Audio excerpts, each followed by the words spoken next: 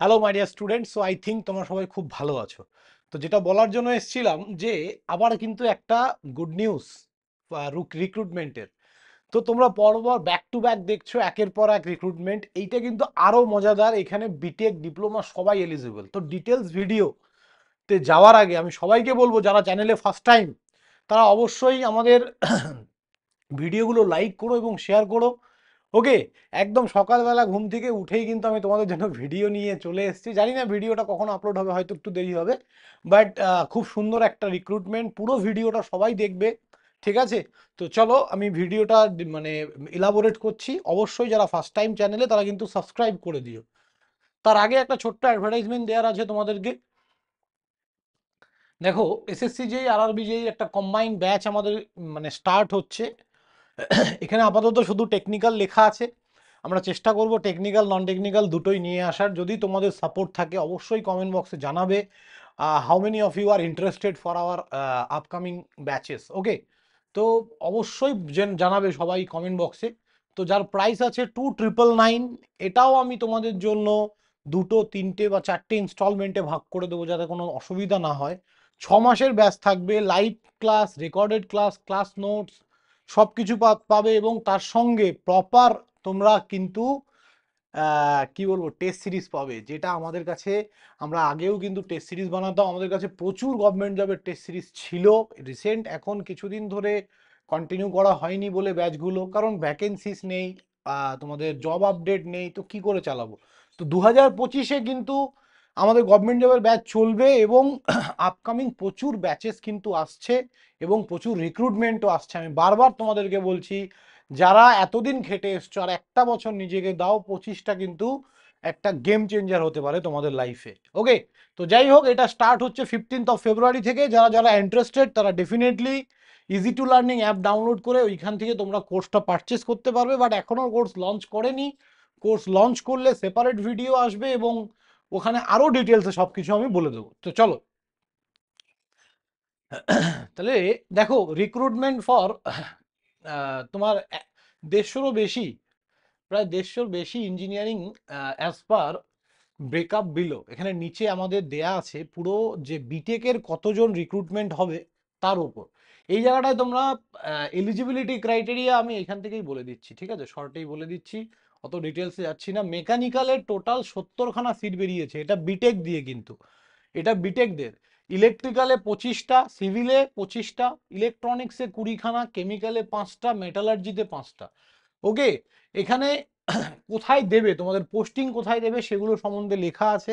বাকি EWS, OBC, তারপরে SC ST সবার সিট সংখ্যাও ভাগ করে দেয়া আছে। তারপরে হচ্ছে এই যে যেটা তোমাদের সুপারভাইজার ট্রেনি, যেটা এইটা কিন্তু আমাদের ডিপ্লোমাদের জন্য। মেকানিক্যালে দেখো 140খানা সিট আছে, ইলেকট্রিক্যালে দেখো 55 সিট, সিভিলে 35টা, ইলেকট্রনিক্সে 20টা, টোটাল 250খানা সিট আছে।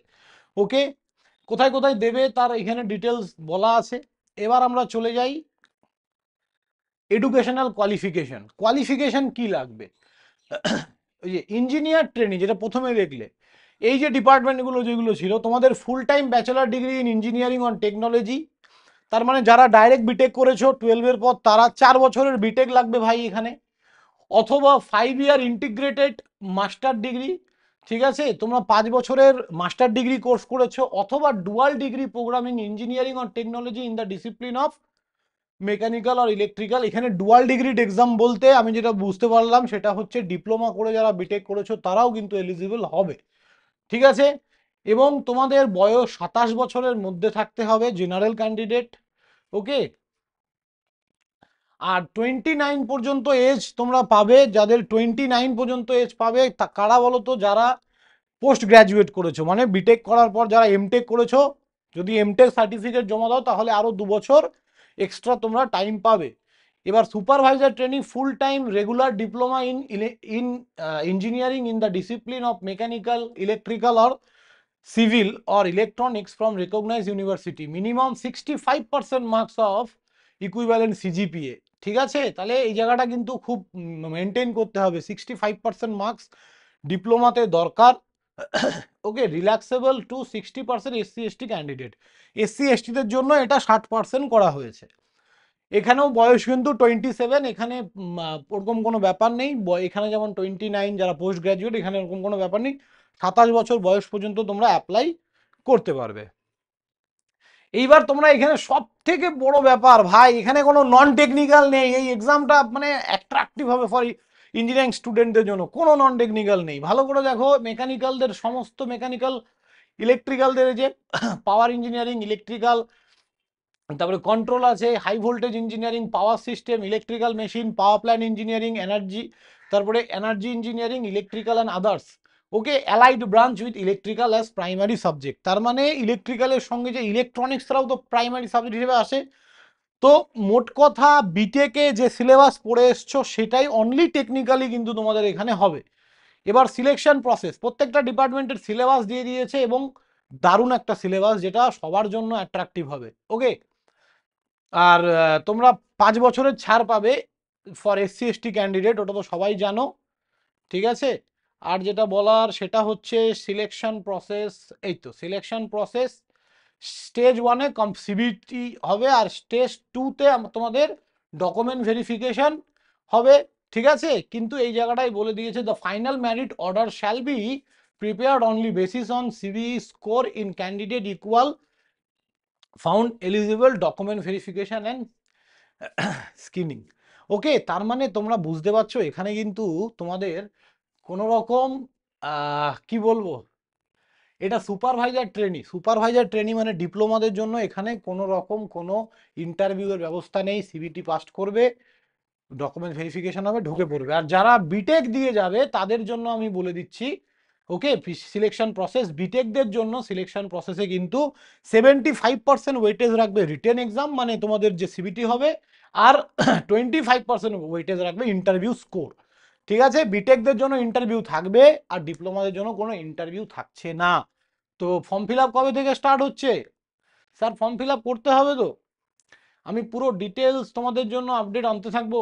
এটার জন্য তোমাদের ফর্ম ফিল আপ করতে এই যারা ইউআর আছো, ইডাব্লিউএস, ওবিসি, 600 রুপিস লাগবে, এসসি এসটিদের জন্য কোনো টাকা লাগছে না, প্রসেসিং ফি 400 টাকা সবাইকে দিতে হচ্ছে, টোটাল 1072 টাকা, এসসি এসটিদের জন্য 472 টাকা, ঠিক আছে।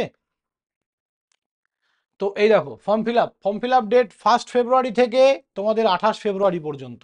ওকে, আর ডেট অফ এক্সামিনেশন এপ্রিল মাসের এই যে এই 3 দিন, 11, 12, 13, তার মাঝে আমাদের কাছে আর মাত্র 3 মাস টাইম আছে, চোখ মুখ নাক কান সব বন্ধ করে জাস্ট প্রিপারেশন, আর কিচ্ছু না, ঠিক আছে। আমি সবাইকে বলবো, আর ফেব্রুয়ারি মাসের 15 তারিখ আমাদের ব্যাচেস আসছে ফর টেকনিক্যাল নন টেকনিক্যাল, তোমরা যারা যারা নিতে চাও অ্যাজ আর্লি অ্যাজ পসিবল তোমরা কিন্তু আমাদের ইজি টু লার্নিং অ্যাপটা ডাউনলোড করে রাখো, খুব তাড়াতাড়ি ব্যাচে কোর্স আসলে আমরা ডিটেল ডিসকাশন নিয়ে আসবো। এটা গুড অপরচুনিটি, আমি বারবার বলছি, সমস্ত ডিপ্লোমা ছেলেদের কিন্তু অ্যাপ্লাই করা দরকার। থ্যাংক ইউ স্টুডেন্ট, সবাই ভালো থাকবে, দেখা হবে নেক্সট কোনো ভিডিওতে, বাই।